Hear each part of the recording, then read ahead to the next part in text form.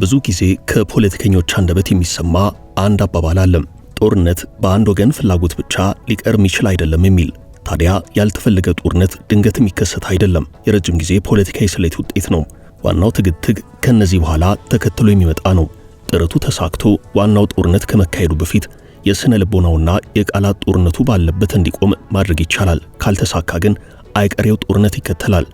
ባለፉት በርካታ ወራት በኢትዮ ኤርትራ መካከል የታዘብነው የቃላት ጦርነት ወደ ለየለት የጦርነት ስጋት እያመራ ነው። በተመሳሳይ በፌደራል መንግስትና ህወሓት መካከል ያለው ልዩነት ሰፍቶ የፕሪቶሪያው የሰላም ስምምነት አፈጻጸም ጥያቄ ውስጥ ገብቶ በርካቶች በዛ ዙሪያ አስተያየት እየሰጡ ነው። በአጠቃላይ የወቅቱ የሰሜን ኢትዮጵያ ውጥረት የዓለም አቀፍ አጀንዳ ነው። ዓለም አቀፍ ብዙሃን መገናኛዎች በሰሜን ኢትዮጵያ የጦርነት ደመና ማንዣበቡን እየዘገቡ ነው። በባህር በር ጉዳይ ቃላት ጦርነት ውስጥ የቆዩት ኢትዮጵያና ኤርትራ በትግራይ ክልል በኩል ወታደራዊ ኃይላቸውን እያስጠጉ ነው። የፕሪቶሪያው የዘላቂ ግጭት ማቆም ስምምነት ተፈራራሚዎች የፌደራል መንግስትና ህወሓት ጦራቸውን እያስጠጉ ነው። ይህም ወደ ደም አፋሳሽ ቀጠና የጦርነት ሊያመራ ይችላል የሚል ከባድ ስጋት አስከትሏል። ከዚህ አስከትለን በዚህ ጉዳይ ዙሪያ የወጡ አዳዲስ መረጃዎችን እንመለከታለን። አብራችሁን ቆዩ።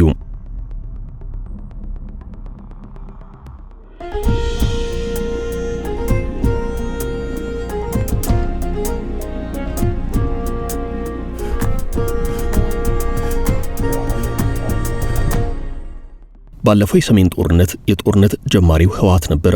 ህወሓት ሰሜን ዕዝን ማጥቃቱን ተከትሎ ነበር የፌደራል መንግስት የህግ ማስከበር እርምጃ ወስጃለሁ ያለው። ጦርነቱ ለ2 ዓመታት ያህል ከተካሄደ በኋላ በፕሪቶሪያው የዘላቂ ግጭት ማቆም ስምምነት መቋጫ አገኘ። ስምምነቱ ጦርነቱን ቢያስቆመውም በዘላቂነት ግን አልጸናም። ህወሓት በስምምነቱ መሰረት ትጥቅ አልፈታም። የራሱን ችላ ወዛጋቢ ሆኖ ከመቆየቱም በላይ ህወሓት ይባስ ብሎ ኮማንዶ ያሰለጠነ ያስታጠቀ ለጦርነት ያለውን ዝግጅት አጠናከረም። ከዝግጅቱ በኋላም እንደለመደው ለሌላኛው ዙር የጦርነት ስጋት ማሳያ የሆነ የመጀመሪያውን ጥይት ተኩሷል። በጸለምት በህወሓት ጀማሪነት ተካሂዷል የተባለው ውጊያ የፌደራሉ መንግስት መከላከያን ወደ ትግራይ አቅጣጫ እንዲያንቀሳቀስ እንዳደረገው ተንታኞች ይናገራሉ። እንቅስቃሴ የጦርነት ስጋት የፈጠረው ከፌደራሉ እርምጃ ባሻገር የህወሓትን ማሰላለፍ ነው። ህወሓት ከኤርትራ መንግስት ጋር አሰላለፉን አድርጎ ለጦርነት ሰፊ ዝግጅት ማድረጉ ይነገራል። ትነግ ከሻዕቢያ ጋር የመጣመር የቆየ ታሪካዊ ልምድ አለው። በዚህ የቆየ ልምዳቸው ደርግን ለመጣል በተደረገው ትግል ሻዕቢያና ህወሓት በብዙ የተጋገዙ ኃይላት ናቸው።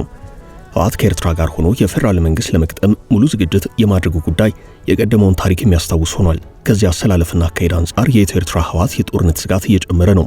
እርግጥ የደርጉ ዘመን የትጥቅ ትግል እንቅስቃሴና የአሁኑ የጦርነት ስጋት በብዙ መልክ የተለያየ ቢሆንም ታሪክ ራሱን ደግሟል ለማለት የሚያስደፍሩ ብዙ ሁነቶች አሉ። እነዛን ዝርዝር የታሪክ ጉዳዮች ለጊዜው አቆይተን በኢትዮጵያ ፌደራላዊ መንግስትና በኤርትራ ህወሓት መካከል እንደ አዲስ ይጀምራል ተብሎ የሚፈራው ጦርነት እንዳይጫር ከያቅጣጫው እየተሰማ ያለው የሰላም ጥሪ ምን መሳይ እንደሆነ እንመለከታለን። ከዚህ ቀደም የአፍሪካ ህብረት፣ ጀርመን፣ የተባበሩት መንግስታት ድርጅት፣ የሰብአዊ መብት ኮሚሽንና ቱርክ ጦርነት እንዳይጫር ሲጠይቁ ነበርም። በርካታ የውጭው ዓለም አካላት ስጋታቸውን አብዝተው እየተናገሩ ነው። ጦርነቱ ከጀመረ ቀጠናዊ መልክ ይኖረዋል ብለዋል። ቀጠናዊ ሆነም አልሆነም ድንበር ላይ የተፋጠጡት የኢትዮጵያ ፌደራላዊ መንግስት፣ የትግራይ ኃይላትና የኤርትራ ጦር ግን ውጊያ ለመክፈት የሚበቃቸው የደቂቃዎች ዕድሜ ብቻ ነው ተብሏል። ለዚህም ነው በሰሜን ኢትዮጵያ አዲስ ጦርነት ሊቀሰቀስ ነው የሚለው ስጋት ዓለም አቀፋዊ የሆነው። ህወሓት ከኤርትራ መንግስት ጋር ጽምዶ የሚል ጥምረት በመፍጠር የኤርትራ ጦር ወደ ትግራይ እንዲገባ በማድረግ የጋራ ወታደራዊ ዕቅድና ስምሪት እስከ ማድረግ መድረሱን ተከትሎ የፌደራል መንግስት ኃይሉን አንቀሳቅሷል። የኢትዮጵያ መንግስትና የኤርትራ መንግስት ጦራቸውን ወደ ትግራይ አቅጣጫ ድንበር ላይ ማስጠጋታቸውን ተከትሎ በርካታ ዓለም አቀፍ ተቋማትና ብዙሃን መገናኛዎች በጉዳዩ ዙሪያ የስጋት መረጃዎችን አውጥተዋል። ድንበር ላይ ነገሰው ውጥረት በማንኛውም ሰዓት ወደ ግጭትና የለየለት ጦርነት ሊያመራ ይችላል ተብሏል። ባለፉት ጥቂት ሳምንታት በኢትዮጵያና በኤርትራ መካከል ያለው ዲፕሎማሲያዊ ግንኙነት እየሻከረ መጥቶ ወደ ወታደራዊ ፍጥጫ መሸጋገሩ በአፍሪካ ቀንድ ከፍተኛ የጦርነት ስጋት ፈጥሯል። የኢትዮጵያ መከላከያ ሰራዊት ድንበር ላይ ሰፋፊ ወታደራዊ እንቅስቃሴዎችን እያደረገ እንዳለ ይነገራል። የኢትዮጵያ መከላከያ ሰራዊት ወደ ሰሜን አቅጣጫ በርካታ ኃይል እንዳንቀሳቀሰ ከቀናት በፊት ሲዘገብ ነበርም። የኤርትራ ጦር በተመሳሳይ ድንበር ላይ በርካታ ወታደራዊ እንቅስቃሴዎችን እያደረገ ነው። ይህ ወታደራዊ ውጥረት እዚህ የጦርነት ስጋት ደረጃ ላይ የደረሰው የኢትዮጵያ መንግስት የባህር በር የማግኘት ፍላጎቱን በይፋ ከገለጸ በኋላ ኤርትራ ይህንን እንደ ሉዓላዊ ስጋት በመመልከቷ ነው። በሁለቱም ሀገራት ባለስልጣናት መካከል ያለው የቃላት ልውውጥ አድጎ ጦር እስከ ማሰማራት ደርሷል። የሪፖርቱ ተስፋና ስጋት በዓለም አቀፍ ደረጃ የግጭት ምክንያትና መፍትሄያቸውን በማጥናት የሚታወቀው ዓለም አቀፍ ተቋም የሆነው ኢንተርናሽናል ክራይሲስ ግሩፕ ይፋ የሚያደርጋቸው ጥናታዊ ሪፖርቶች በአብዛኛው የመሳካት ዕድል አላቸው። ተቋሙ የቀደመውን የትግራይ ጦርነት የመቀስቀስ ሁኔታና አዝማሚያ በመተንተን የጦርነቱን አይቀሬነት ጽፎ ነበርም። እንዳለውም አልቀረ ጦርነቱ ተቀሰቀሰም። 2 ዓመታትን ቆይቶ በዘላቂ ግጭት ማቆም ስምምነት መፍትሄ ተበጀለት። አሁን ይኸው ተቋም ዳግም ተመሳሳይ ማሳሰቢያ እያወጣ ነው። የተቋሙን ሪፖርት የሚተቹ አካላት አሉ። ተቋሙ የዓለም መንግስታት በተለይ የምዕራባውያን ፍላጎትን ያሳያል ከሚለው ጀምሮ፣ ቁም ነገሩ ግን ይህ አይደለም። ተቋሙ ሰሞኑን ባሰራጨው ጥናታዊ ዘገባ የሰሜኑን ውጥረት ያቀረበበት መንገድ ዋና ትኩረት ስቧል። በመጀመሪያ ደረጃ ጥናታዊ ሪፖርቱ ሁሉንም አካላት ያስደነገጠ ሆኗል። ሪፖርቱን ዋቢ አድርጎ ያልዘገበ የሚዲያ ተቋም የለም። ከቀደሙት ተሞክሮችና እስካሁን ከወጡት መሰል ሪፖርቶች ጋር ሲታይ የተቋሙ ሪፖርት ያን ቅድመ ግምትና ይሆናል ትንተና ትርጉም የሚሰጥ ሆኗል። በተያዘው የፈረንጆቹ 2026 የኤርትራ ግጭት በዓለም ላይ ከሰታሉ ተብሎ ቅድመ ግምት ከተሰጣቸው ተመሳሳይ ሁነቶች ውስጥ አንደኛው ነው። ከዚያ በኋላ ዘ ኢኮኖሚስት፣ ፎሬን ፖሊሲ፣ ብሉምበርግ፣ አልጀዚራና ሌሎች የመሳሰሉ የሚዲያ ተቋማትም ተመሳሳይ መረጃ አውጥተዋል።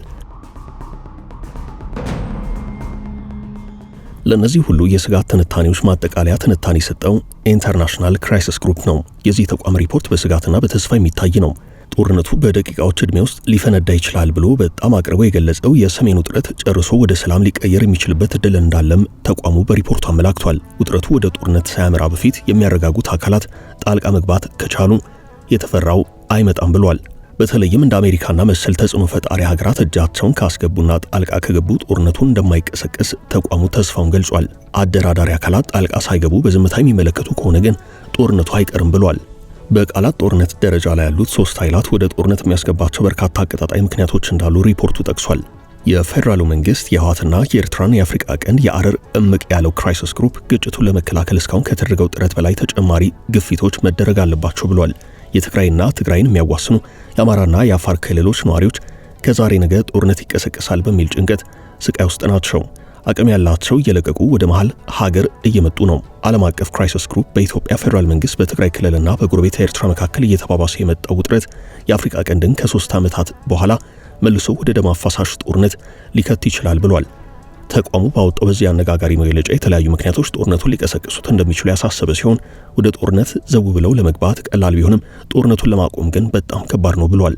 የአፍሪካ ፕሮግራም ዳይሬክተር የሆኑት ሙሪታ ሙቲጋ ኢትዮጵያን፣ ኤርትራንና ትግራይ ክልልን የሚያፋልም አዲስ ጦርነት መቋቋም የማይቻል ከባድ ዋጋ ያስከፍላል ብለዋል። የድርጅቱ ምክትል ዳይሬክተር የሆኑት ማግነስ ታይለር ደግሞ ከትግራይ ጦርነት መቋጨት በኋላ በዋነኝነት ደግሞ ጠቅላይ ሚኒስትር አብይ የባህር በር የማግኘት ፍላጎት ምክንያት የኢትዮጵያና የኤርትራ ግንኙነት መሻከሩን ተናግረዋል። ኤርትራ የፍላጎት ወረራ ሊያካትት ይችላል በሚል ስጋት ውስጥ እንደገባች የጠቁሙ ሲሆን አዲስ አበባ ህወሓት ከኤርትራ ጋር ስውር ትብብር መስርቷል ስትል እንደምትወቅስ ተናግረዋል። የክራይሲስ ግሩፕ መግለጫ በቅርቡ በፌደራሉ መንግስትና በትግራይ ኃይላት የድሮን ጥቃትን ያካተተው ግጭት ኤርትራንን በመሳብ ወደ ሰፊ ጦርነት ሊቀየር እንደሚችል ያሳያል። ተቋሙ በሰሜን ኢትዮጵያ እንደ አዲስ የሚቀሰቀስ ግጭት በሱዳን ካለው ግጭት ጋር ተደርቦ ኃያላን የውጭ ተዋናያንን እንደሚስብና ተለዋዋጭ የሆነውን የቀይ ባህር ቀጠና እንደሚያውክ አስጠንቅቋል። ለዚህ ነው ክራይሲስ ግሩፕ ተጽዕኖ ፈጣሪ አፍሪካ ሀገራትና ዓለም አቀፍ አጋር አካላት የዲፕሎማሲ ስራቸውን ጠንክረው እንዲያከናውኑ የጠየቀው። አክሎም የኢትዮጵያ የባህር በር የማግኘት ፍላጎትና የኤርትራ ሉዓላዊነት ላይ ጥቃት የመሰንዘር ስጋትን ጨምሮ በሁለቱም በኩል ያሉ ወገኖች ቁርሾችን እንዲፈቱ ጥሪ አቅርበዋል። የህወሓትና የኤርትራ ጦር በአንድ አቅጣጫ፣ የኢትዮጵያ ፌደራል መንግስት ጦር በሌላ አቅጣጫ ድንበር ላይ ያላቸው እንቅስቃሴ በርካቶችን አስክቷል። የኢትዮ ኤርትራ ውጥረት ወደ ግጭት የሚያመራው በፌደራሉ መንግስትና በህወሓት አለመግባባት ነው የሚል ሰፊ ግምት አለም። ህወሓት የፌደራሉ መንግስት ደጋግሞ የሚወቅስ ሆኗል። የፌደራሉ መንግስት ግን በጉዳዩ ላይ ዝምታ መርጧል። በሌላኛው ማዕዘን በህወሓት ላይ እርምጃ እንዲወሰድ የሚጠይቁ አካላት አሉ። እዛው በትግራይ ክልል ደግሞ ዳግም ጦርነት እንዳይቀሰቀስ ከፍተኛ የሆነ የሰላም ጥሪም የሚያሰሙ ብዙዎች ናቸው። የቀድሞዋ የፌዴሬሽን ምክር ቤት አፈ ጉባኤ ኬሪያ ኢብራሂም በትግራይ ክልል የአስቸኳይ ጊዜ አዋጅ ይታወጅ ካሉ በኋላ ሌላ አነጋጋሪ ማስተያየት ሰጥተዋል። ኬሪያ የትግራይ ህዝብ ህወሓትን አምኖ ወደ ጦርነት አይገባም ብለዋል። ህወሓት ግን ወጣቱን ወደ ጦርነት በግዳጅ እየወሰደ እንዳለ ዘገባዎች አመላክተዋል። በዚህ ምክንያት በርካታ ወጣቶች ወደ አማራና አፋር ክልል እየፈለሱ መሆናቸውን የሚያሳዩ መረጃዎች አሉ። አሁን በትግራይ ክልል የጦርነቱ ዝግጅት ከመቼውም ጊዜ በላይ ተጠናክሯል። በኢትዮ ኤርትራ ድንበር ላይ ከሚታየው ወታደራዊ እንቅስቃሴ ጎን ለጎን በትግራይና በአማራ ክልል መካከል ይገባኛል ጥያቄ በሚነሳባቸው አካባቢዎችም በተመሳሳይ ከፍ ያለ ወታደራዊ ውጥረት እየታየ ነው።